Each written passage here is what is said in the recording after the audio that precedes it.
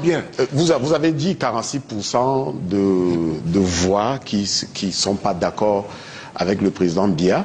Et le candidat Chiroma que vous citez tout à l'heure, à lui seul, emporte 34 par là.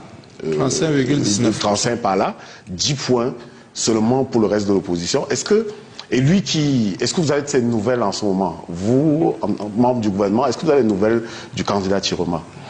Non, il était de mes fréquentations par le passé, mais depuis qu'il est tombé dans le maquis, je ne peux plus le joindre. Je ne sais plus où il est.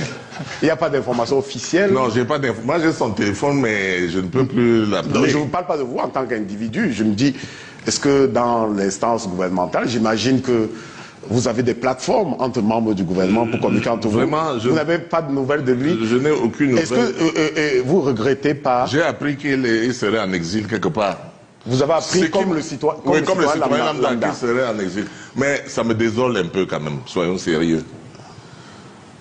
Ah, ça me désole. Quelqu'un avec lequel j'ai partagé beaucoup de choses. On a partagé la table, on a partagé les discussions, on a partagé les débats.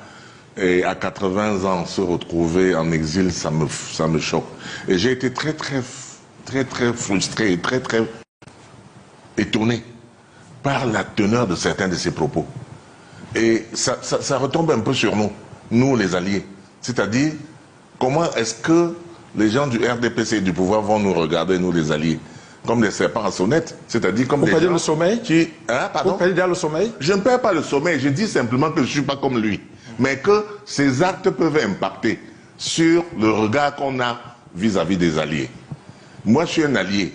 Je prétends être un allié fidèle. Lui, qui pouvait croire qu'il pouvait être un allié infidèle. Lui qui défendait bec et ongle le président de la République, bec et ongle le Cameroun. Qui protégeait, qui disait que le Cameroun est riche, immensément riche. Protégeons nos ressources du sol et du sous-sol. Nous protégeons notre ressource. Mais il a motivé sa décision, l'immobilisme au sommet de l'État. Moi, je reprends. Non, il a dit que. Je reprends ses arguments. Il a par exemple dit que pendant plusieurs mois, il devenait quasiment